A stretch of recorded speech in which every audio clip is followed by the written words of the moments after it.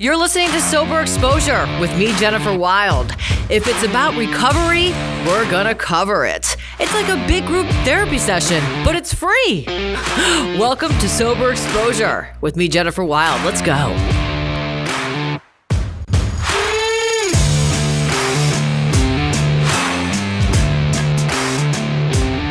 Hey guys, welcome to Sober Exposure. It is me, Jennifer Wild, and so a little bit about me.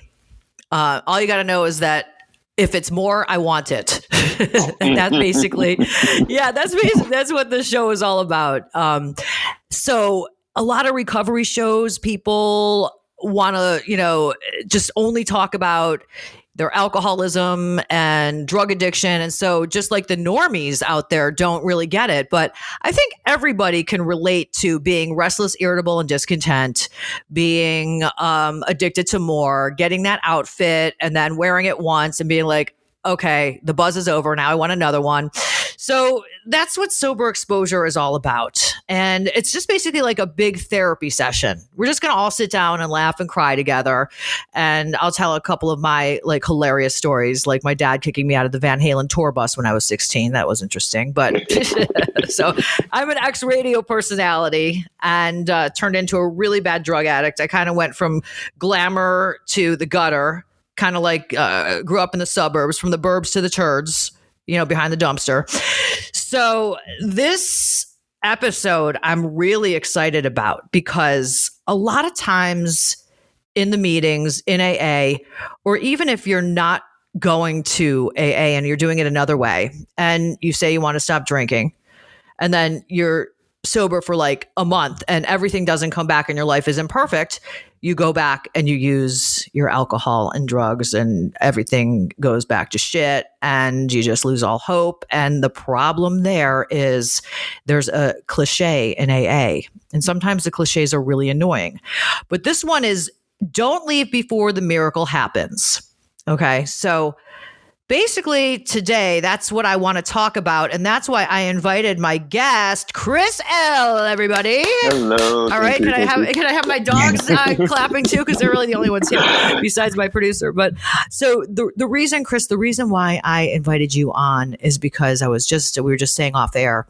So I am a 12-stepper. This show's not only about 12-steppers. There's other ways to recovery, but personally, that's my way. That was my way to recovery, was AA and the 12 steps. And I'm an excitement seeker. And sometimes I get bored a little bit, And so Chris, I don't know much about him, but I do know that there's a noon meeting at my, kind of like my AA club. And it's, I think, Monday through Friday, every day at noon, or is it every okay. So yeah, Monday through Friday. So Chris chairs the meeting on Friday, and the attendance is 100% more, which is kind of sad, but kind of, it just shows why I'm inviting you on the show. Everybody in the friggin' community shows up to hear Chris on Fridays. And he does, kind of bribe us by bringing 20 pizzas for everybody in the meeting. But okay, so this dude's got a story. My story's pretty cool, But I have a feeling it's a different type of story. Mine's crazy rock and roll chick on tour buses, sleeping with rock stars. And then, no, I'm just kidding. But sort of. But I really want you to tell us about what it was like, what happened, and what it's like today, because you are a true miracle. And tell us why, how, what happened. Awesome. So yeah, you hype me up a lot because I do a lot of quote unquote 12-step work, and I spend a lot of time in rehabs and detoxes. And one of the things that I always like to preface my story with is people have a very difficult time relating to my story because I'm what people consider a high bottom drunk, right? Because lots of stuff didn't happen to me that happened to other people. I've never lost a job. I never drank in college. I never drank in the military. Never lost a relationship, and I've never gotten a DUI. But I have been sober since I was 20 years old, actually 19. And as a result of being sober for that length of time, certain things that you get promises brought to you as a result of doing the work of the 12 steps And one of those things, one of those promises that have come true for me is almost like clairvoyance. I see life through a different pair of glasses, so they say. So I can look back on my life and I know exactly why none of those things happened to me. See, I never drank in college because I didn't go. I've never drank in the military because there's no way my dumb ass was signing up for something that someone was going to tell me what to do all day. Didn't happen. You never got a DUI because you never had a car. No, it's better than that, right? See, Okay. So I've never lost a job because I was a drug dealer my whole life. I've never lost a relationship because by the time I had burnt things down, there was nobody left around. And I've never gotten a DUI because by the time I was old enough to drink and drive, I was sentenced to life in prison with 54 felony convictions as a direct result of my alcoholism and drug abuse. Let me just preface by saying, kids, please do not try this at home. Exactly. All right. Exactly. Keep going, Chris. And I got sentenced in the state of Michigan under something called the Habitual Offender Act. And the Habitual Offender Act says 3 strikes and you're out. And when I faced the judge on my 54th strike, they sent me away for life. And life in Michigan under the Habitual Offender Act is 47 years flat time. No possibility of parole. Okay, so let me ask you this. What were you in front of the judge for? Drug dealing? No, do you want to share this? Okay. I was in a club. I was in a club and got in a fight with some guys, beat the bejeebers out of them. Walking back to my room when the cops were called and these guys came into a side door and put a gun to my head. I ended up taking the gun, shooting them. And that would be self-defense, except when they were on the ground, I had to empty the rest of the clip into all of them. And once you cross that line, the state of Michigan says I escalated the violence and charged me with 3 counts of attempted murder. Okay, now, if you guys knew the Chris that I know, and I know you can't see Chris, but I mean, Chris looks like the guy that works at the bank. Okay. So, that's funny. Yeah, this is okay. So, what was your upbringing like? Okay, so let me backtrack a little bit. One of the reasons that I was in the situation in Michigan was with 53 felonies and not already in prison was because of my upbringing, right?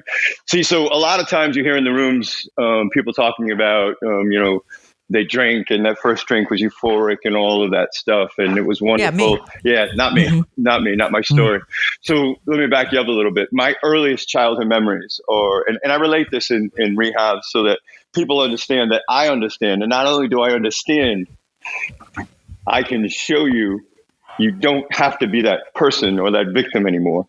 My earliest childhood memories were of such extreme abuse that it was unreal. I've got scars and psychological scars as a result of the animals that raised me.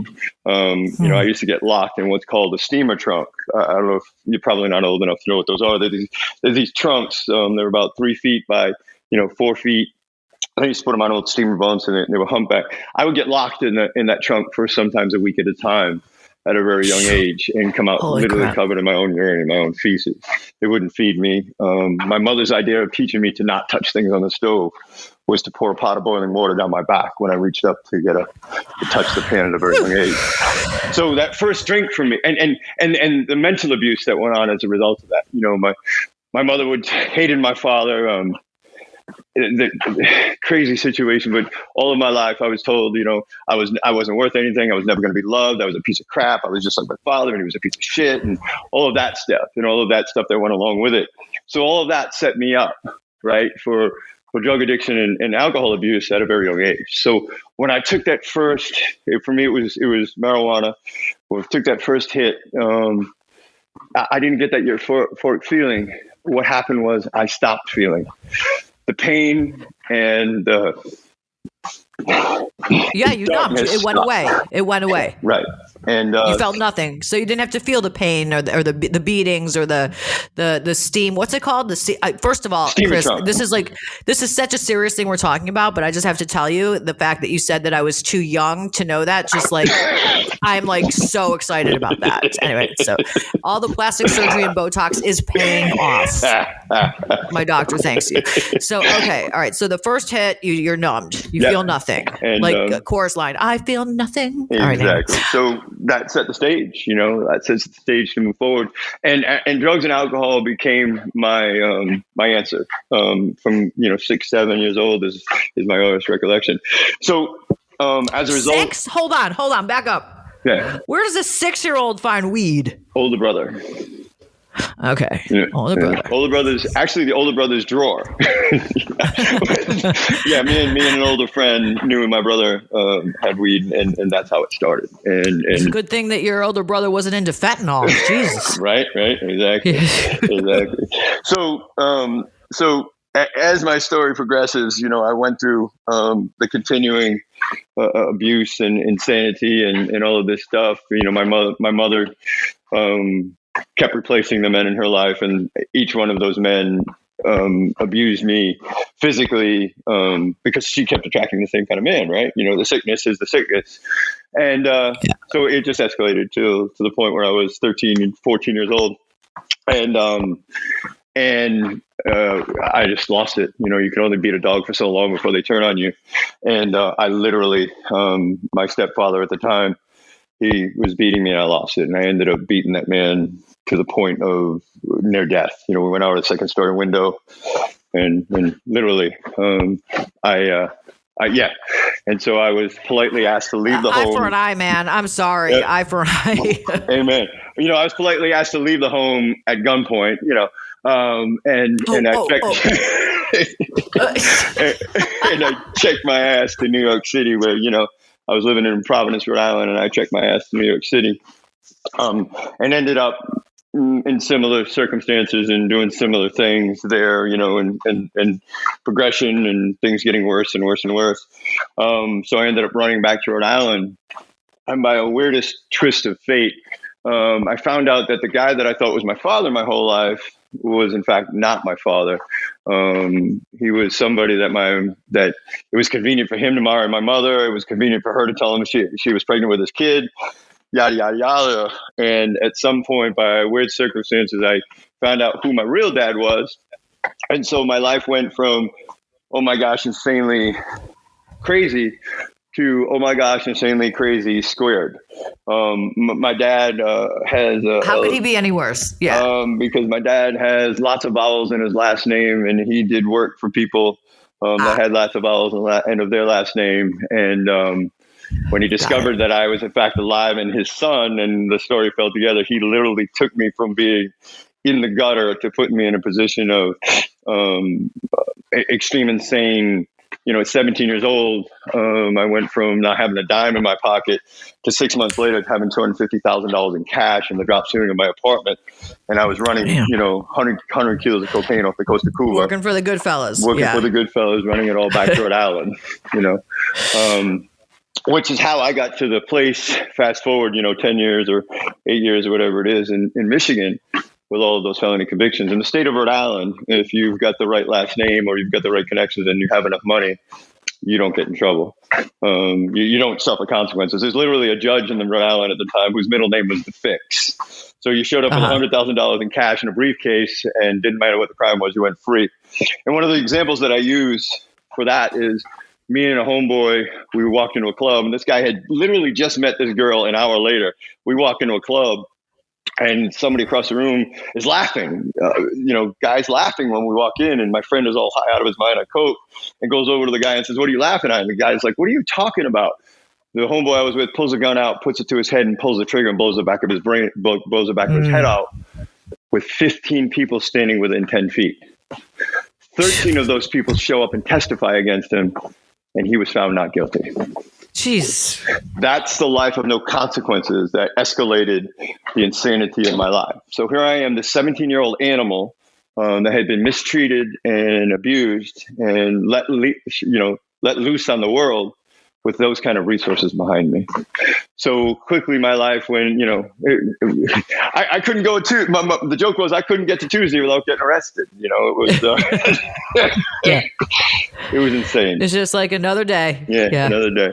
So wake up, take a shower, shit shower, and shave, and get arrested. And you know what? Here's the insanity of the whole situation, the insanity of being locked in that psychological mayhem of addiction, It was my normal. Like everybody did this, Yeah. You asked me, my life was normal because everybody did that. Well, yeah, everybody I knew did that because I surrounded myself with other assholes just like me. Right. So we all did the same exact thing. So we were normal. Yeah. So at some point, the DEA ended up kicking in my door, and coming to get me. And they caught me with a whole bunch of stuff I wasn't supposed to have. I got arrested. The people that I was working for found out that, I had been using my own product. I went from making $20,000 a week to, having to put $10,000 a week in to stay even. Well, yeah, the good boys, they don't, the good fellas, they don't like when you use their product too much. Well, rightfully so, right? Because a drug addict is unreliable and will do anything to save their own skin. So you get pinched or you get knocked off, you're going to rat people out to get out. Well, I never did. So they looked at me and said, listen, you have two choices. We can put you in rehab or we can kill you. So, the choice number one. They tried to make me go to rehab and I said no. No. Yeah. So I hope you said yes while you're here. Well, here I am. So I very much said yes. And my first stint in rehab in the 80s, I was just knocking on 18 years old. They paid $100,000 for me to go into a 28-day treatment program in Westchester, Connecticut. And I was in there with, Governor, I was in there with rock stars, with their rock stars kids and all of that.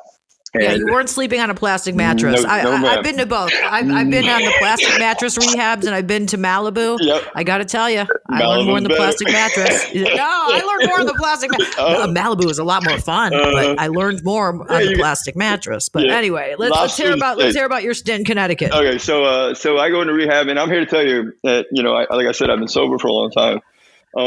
At that first rehab, they didn't have AA meetings. They didn't have 12-step programs. I think they may have brought one in the whole 28 days I was there.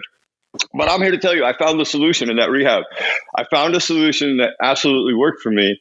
And it was absolutely amazing. I mean, the reality of it. And that solution was amazing. She was 5'8", she weighed 110 pounds, dark olive skin, long brown hair, you know what I mean? And you laugh, but it worked, right?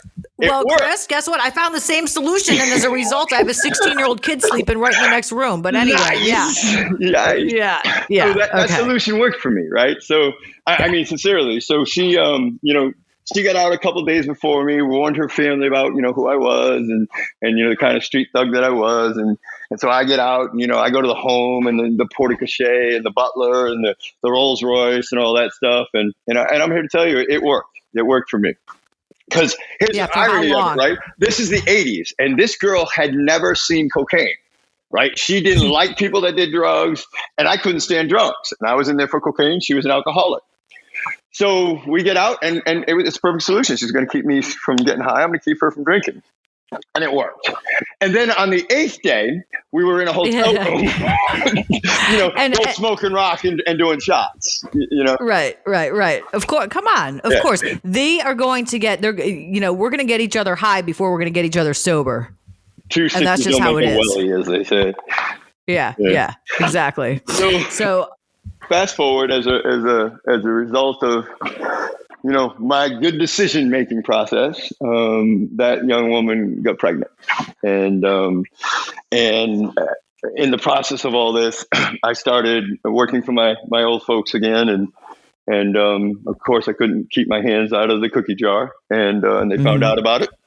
And they came to me and they said, listen, if your dad wasn't who your dad is, you'd already be dead. So we've given you two choices. You can leave, never come back, or we'll kill you. Hey, choice number A. Bye. Choice number A. So me and this young woman, we escaped to Florida. She's pregnant. I decided at that point, and I was at this point in my life still, where I could stop. And I did. I didn't want my child at the time, I didn't want my child to find out or live the life that I had led. I wanted him to be loved. I wanted him to have all the things that I wasn't given. So I stopped.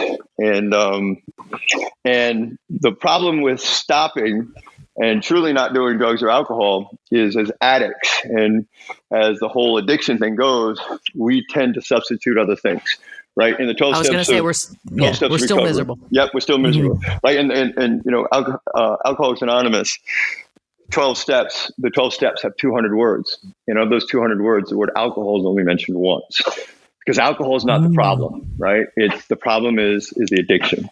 And so you could take the word alcohol out of there and put any other word in there. I've used lots of them in place. And at this specific instance in my life, I use the word work.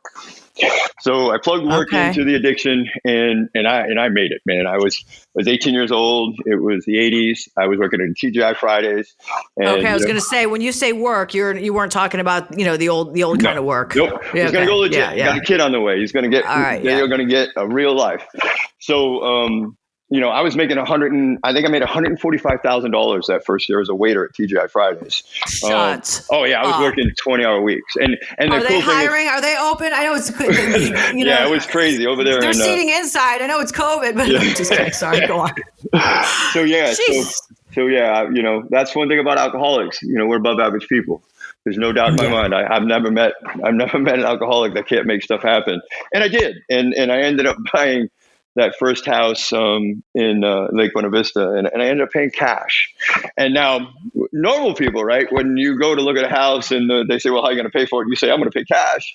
That means you're going to figure something out to get the money for the people, yada yada yada. But here I am, an 18-year-old kid, and I'm buying the house cash. And when I go to buy the house, I show up with a duffel bag full of money. And they look at me and say, "What's that?" And I said, "It's cash." They said, "What are you talking about?" I said, "For 2 months, I've been telling you I'm going to pay cash for the house." I'm a waiter, for God's sake.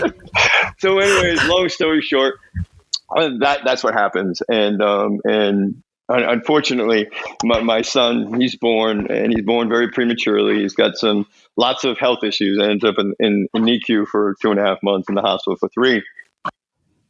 Eventually, he comes home, and we make the decision, since I'm doing so well as a waiter and as a field trainer for TGI Fridays, I'm going to work. She's going to take care of the kid. All good. And then he was born in August, and on November 17th, 1989, I came home from work, and in the middle of a swing shift, which is where you get a break in the middle. And I pull up to my house, and I go into my house, and my house is eerily quiet. When you just get that feeling, it's eerily quiet. So I walk into the house, and I start calling out for my wife, whose name was Michelle at the time. I'm calling up to my 3-month-old son, AJ, and nothing. So I go upstairs and go into the nursery, and as I walk into the nursery, my son's in the crib, and I just sense something's not right. And I walk over to him, and he's not breathing. He needed lots of special care as a result of being a preemie. And and his mother was nowhere around. So I scoop him up, and I'm performing CPR on him, and on the way to the hospital, or at some point, he dies. He passes. I'm so sorry. Yeah.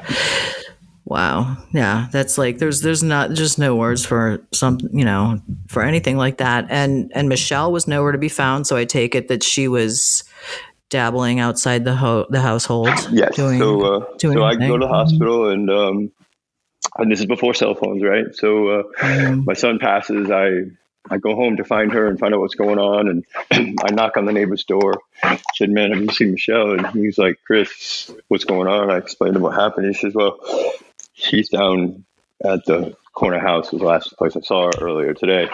And I said, "Well, that dude's a coke dealer." And he's like, "Yeah." And I said, "We don't do drugs." And he's like, "Eh." So I go back into my house, and I used to keep a 9mm under the bed, and I got that 9mm. Not again. No, you with the guns, Chris. Come on, come on. I go down to the corner house, and I politely kick the door in and go into the home, and I hear noises out of my wife that should not have heard without me being present. And I walk up into the bedroom, and my wife's in the bedroom on top of this fucking coke dealer. And I lost my mind. And I walked up to the guy and put the gun in his mouth, and I pulled the trigger. and the gun jammed. I stepped back, racked a second round, pointed at his head, and pulled the trigger again, and the gun jammed. See, this is the first time that I know, excuse me, I know that God was present in my life. Yeah. I took that gun and I pistol whipped that guy within an inch of his life. And when I was done beating him, I took the pistol and I threw it at him. And when I did, it hit the wall behind the bed, and the gun discharged and shot over my head. God kept me from killing that guy that day. And I know it. As a result of that, as a result of being an 18-year-old that was incapable of processing those kinds of emotions and incapable of dealing with that kind of pain, I went off the deep end. And you'll often hear in the rooms that, people say as an excuse, if you had the life that I had, you would drink the way that I drank. I say that with a caveat. If you had the life that I had and you handled it the way I handled it, you would drink like I drank. And I didn't take a sober breath for 2 years. Just to the depths of hell. The chronic cocaine. It was mostly cocaine for me at this point. Lots of drinking. Not a sober breath. And my life spiraled. I went back to Rhode Island, and my friends who I had run from previously had even taken pity on me and said, come on back. We'll help you. But I wasn't capable of being helped at that point. I couldn't deal with the pain.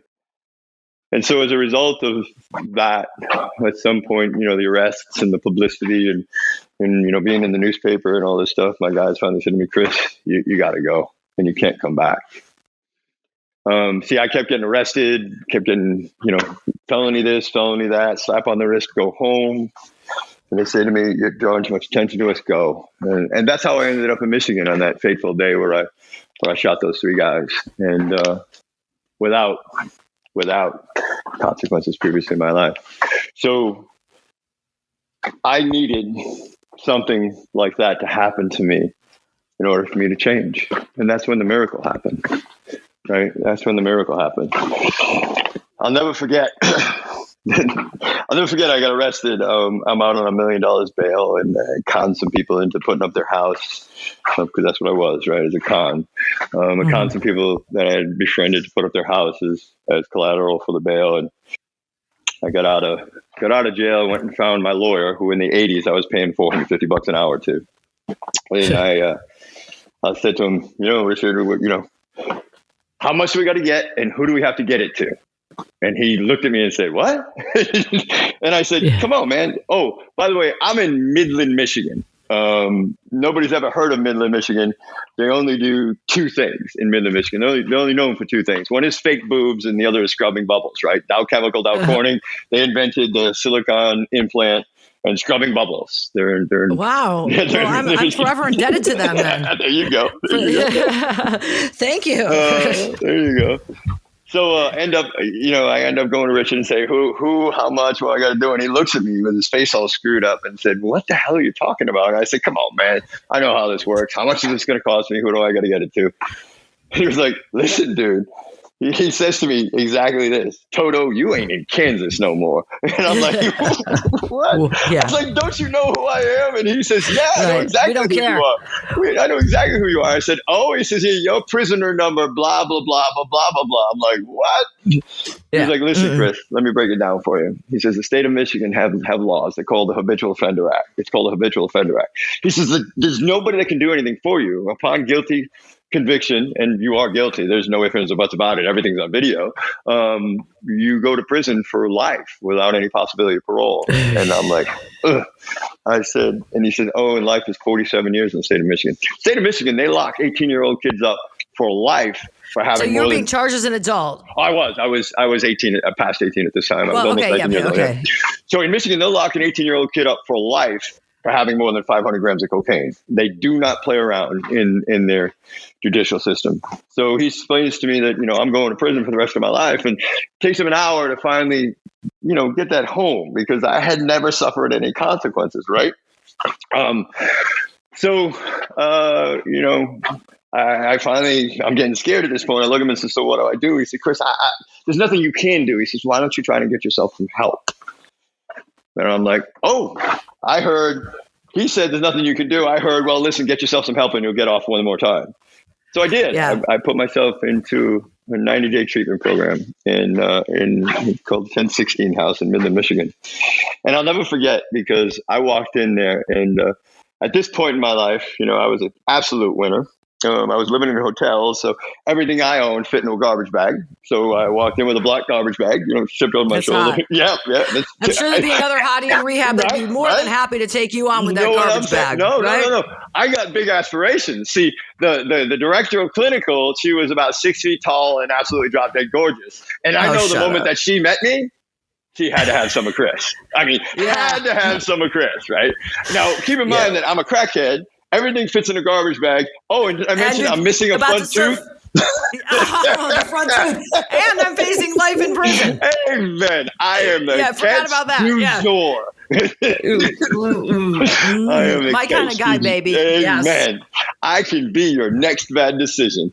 So anyways, they put me in that program. I put myself in the program, and after about 26, 27 days, I'll never forget this. I'm sitting in the common room in this house, and the director of clinical, she comes in and she goes, "Oh, I've been wanting to talk to you." And I'm like, "Yeah, here it comes. Yep, she's gonna have her some of Chris, right?" So she starts off her thing, and she goes, "Oh, hang on a second." She turns around, and these two big dudes. When I say big, I'm talking big dudes walking behind her. And now in my mind, I'm going, well, I'm not really into this kind of thing, but if they want to watch, And, we're so sick. Unfortunately, that's true. Right. Unfortunately. So she looks at me and says, listen, she says, we have a problem. I said, oh, we have a problem? And I'm looking around saying, we'll figure something out, right? And she says, no, you have to leave. And I said, I what? She goes, you have to leave. You're one of those people that's too unwell. We can't help you. And I was like, what are you talking about? She says to me, you're one of those people that are constitutionally incapable of being honest with themselves. And I'm like, I used to say that about myself. That was my excuse. What that excuse kept me using for years. Nice. Yeah. Okay. So, all right. I'm sorry. Did not mean to interrupt, but constitutionally incapable of being honest with yourself. That is kind of a scary paragraph there, or sentence, or whatever the hell it is. I flunked English, but because I will tell myself that. I'll say, well, I'm constitutionally incapable of being honest with myself. So give me another fucking hit. I guess so. It's sunny outside. All right, I'm sorry. So she tells you, they can't help you. Get out. She says, you're too sick. You're gonna die in prison. You're gonna die on the streets. You're just gonna die an alcoholic and drug addict. And I looked at her and said, but this is my only way to avoid life in prison. And she looked at me and said, Chris, you're making my point for me. Exactly. That's the problem. You are going to prison for life. There's nothing anybody can do for you. There's nothing a judge, nothing a lawyer. And I said, you can't. She says, you have to leave. Now, I don't know about anybody else, but one thing I know about me is I am a spiteful son of a bitch, right? So go ahead and tell me I can't stay sober. Watch. Right? Yeah. My first year of sobriety, absolute spite. So the only thing that this program did for me, this treatment center did for me, was piss you off enough to stay sober for the first year. Amen. And take me to AA meetings. So at this point, I didn't have any place else to go. You hear that a lot in AA is, last house on the block. Last house on the block, yeah. So here I am walking into the community center with, all of my belongings strung over my back, looking like Santa Claus, missing tooth, the whole 9 yards, doing that walk of shame across the community center, conference room or community center room. And I walk across the room, and there's these two old guys that had been around while I was at the meetings, gotten me to know a little bit. And one of the old guys looks up and sees me walking across with the bag across my shoulder. And this 80-year-old dude who's all crippled up with arthritis starts laughing at me from across the room. And I look up at this guy and I'm like, man, don't you know who I am? And like, what are you doing, dude? And as I approach him, he's laughing and he's elbowing the guy next to him, whose name is Kay. This guy's name was Larry. And they both start laughing at me. And there's no cool points for knocking an old guy out. There's nothing there for that. So Right. I walk up and I'm like, dude, Larry, what are you laughing at? He looks up at me and says, you. And I'm like, why are you laughing at me? He said, because we knew you'd be back. And I'm like, what are you talking about? He said, where else are you going to go? And that was like a 2x4 across my chest.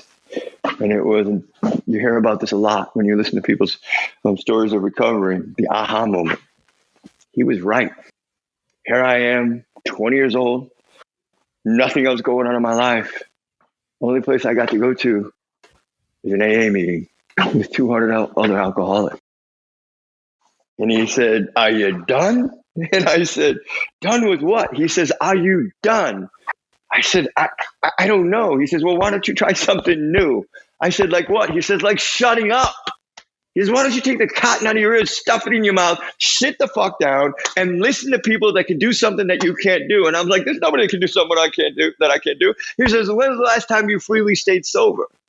Before I started using, when I was like 6? I was 5. Yep. Oh, wait, you started using at 6. I was 5. Yeah. So that's what happened. Yeah. That was the start of my recovery. And I'd like to say that was the last time I took a drink or a drug, but it's not true. Oh, okay. Well, we'll hear about the it's not true part. You are listening to Chris L. on Sober Exposure. So not the last time you drank. Correct. Meaning you drank again after that, right? When Correct. You had your epiphany. I came as a drug addict, ended up as an alcoholic in the rooms. That's the scary part about Alcoholics Anonymous is if you come as a drug addict and you hang out long enough, alcoholism is contagious. You'll get it from some of the old guys. And it happened to me. There was a woman involved. I'm not going to go into details, but I ended up drinking again and quickly became a daily drinker to the point where I couldn't get out of bed without taking a drink to stop the shakes. But long story short, the cool thing about alcoholism being contagious, so is sobriety. So if you hang out with the old timers and do exactly what they do, you can go a day at a time without drinking. And that's what ended up happening to me. And I ended up going to prison with a year of sobriety at 20 years old for life for 47 years, which How takes me scared were to you?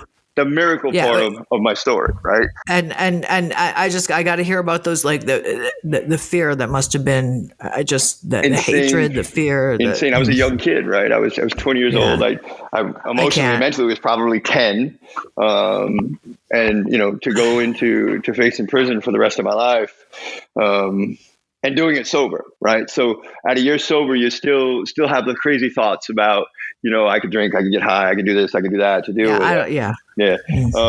But for me, it was just dark. One more time before I go. I can't even believe it. Just one more time before I got to do life. One more blowout. Come on, that's how. What had been finally pounded into my head is that there's no problem or situation in my life that was so bad or so big that a drink or drug wouldn't make worse. And my history showed me that. And so one of the things that my recovery is based on, one of the foundational principles of my recovery is that absolutely nothing happens in God's will by mistake. And I live that on a daily basis, So I'm going to kind of fast forward along. I went to prison. After being in prison for about 3 years, I started doing some research in the law library because God has blessed me with a relatively high IQ, which is one of the worst things an addict can have, right? Is a high IQ. So I found a loophole in the law. It required the judge to assign the care of my good time and parole over to the parole board. I sent him this eloquent letter, very eloquent letter. I like to brag about that letter all the time because it went something like, Your Honor, please sign this form. Right? Yes. I sent it off. The judge signed the form, sent it back. And in that moment, I went from doing flat time to having a sentence that was parole eligible. My classification got knocked down from supermax, where I was in my cell 47 out of 48 hours in a row, to medium and then minimum. And then I got released on what they call community control or a tether. And then I had 7 years on parole. So my whole stint with the whole Department of Corrections was, 11 years, including my time on parole. So that's one of the biggest miracles in my life. Second miracle in my life in that moment, when I got out of prison, I started working with my parole officer. He would say, I was serious about recovery. I had brought meetings into the facility that I was in. I got out. I continued the same thing, continued to go to meetings, work the program.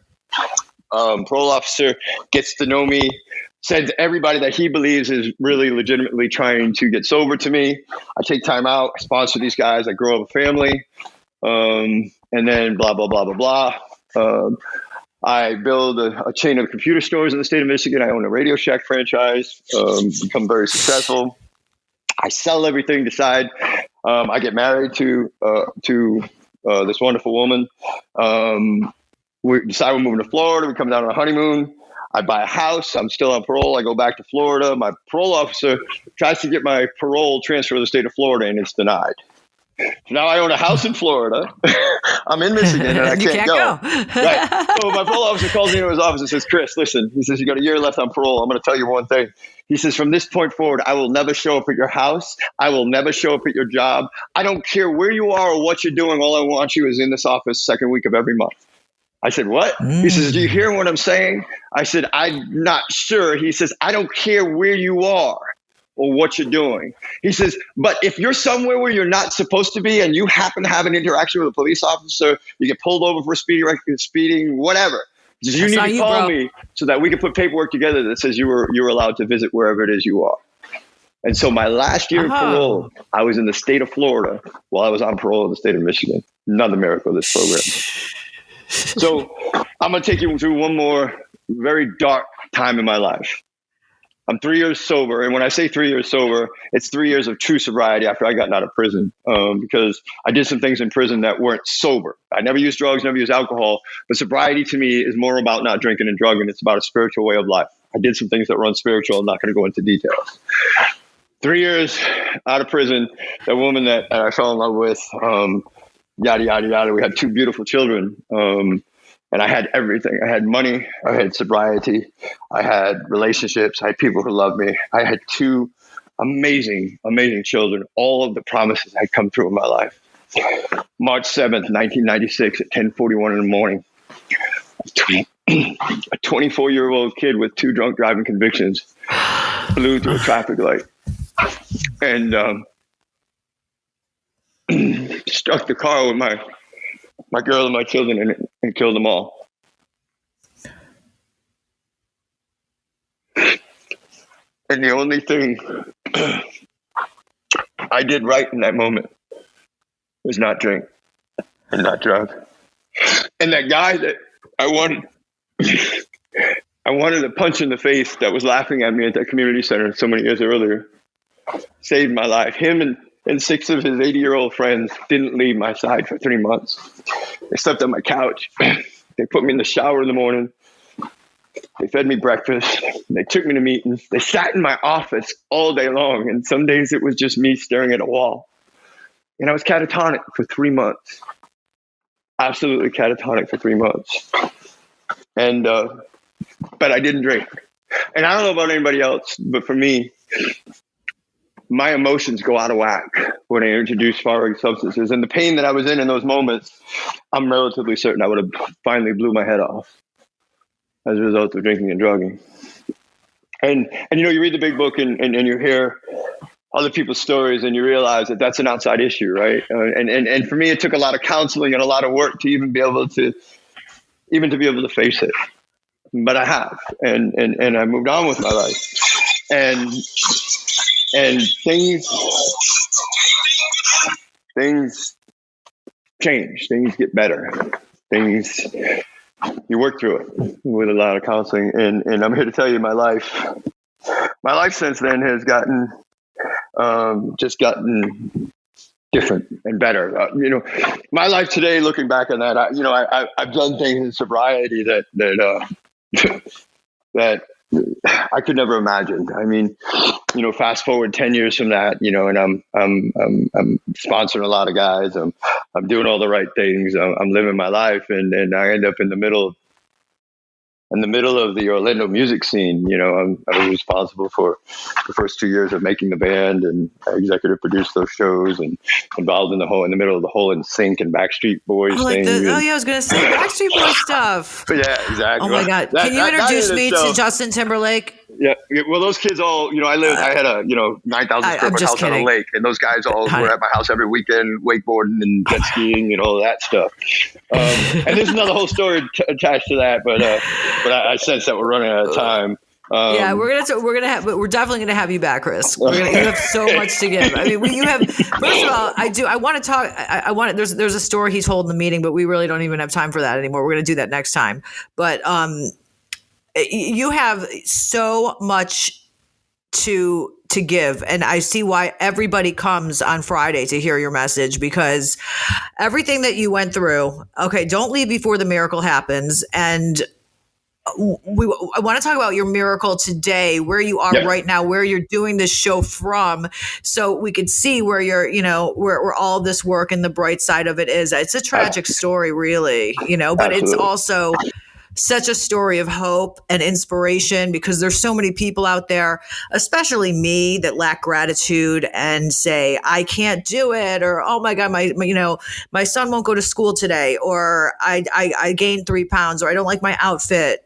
Come on, come the fuck on. Just listen to Chris and keep your, you know what I'm saying? Come on. There's never a reason to pick up a drink or a drug. Exactly. So, and as a result of that, right? So all of the miracles, all of the promises have come true for me. I'm married to an amazing woman, and the reason for that marriage, we can go into, and I will briefly. Hell, my wife hates it when I tell this story, so I'm going to tell it. So 6 years ago, I'm diagnosed. I have stage 4B cancer. The cancer started in my throat. It spread through my whole body. It's now in my brain.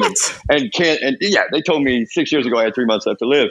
And so you can't make this shit up. Okay. No. So funny story. So I was dating my wife at the time. I came home and I own some international properties. I own some properties in the Caribbean and in other parts of the world. And I have nobody to leave it to, right? So I came home and I said to her and told her, what the doctor said. I have 3 months left to live. And I said, so sweetie, I said, we love each other. Everything's great. Will you marry me? And she looks at me without skipping a beat and says, I can do anything for 3 months. See, now that's an almost true story. It's an almost true story. And my wife hates it when I tell it that way. It's an almost true story. Right? What actually happened was I said, sweetie, they're telling me I have 3 months left to live. And she looked at me and she said, Chris, I love you so much. She said, if I can only be your wife for 3 months, I'll marry you today. And we've been married for 6 years now, and here I am, and I'm still walking around. And I am talking to you from my second home in North Carolina. I live in West Palm Beach, Florida. That's an absolute blessing. I have a second home that my wife always wanted, a cabin in the mountains, so she's got one. I have relationships that are so deep with so many people that it's absolutely amazing. I got a sponsorship family. I take guys through the 12 steps of the program and watch their eyes open up. And I watch their families get put back together. I watch them get their jobs back. I watch them have children. I watch them get married and become successful, contributing members of society. If I don't show up at a meeting for 3 days in a row, people show up at my door. I'm successful in business. I can't work at McDonald's. I have 54 felony convictions. I own an international business. I employ people all over the world. That's sobriety. That's living the program. That's God doing for me what I cannot do for myself on a day-to-day basis. Just because one day at a time, I don't drink, I don't drug, and I seek His will for my life, and I do the next right thing. That's it.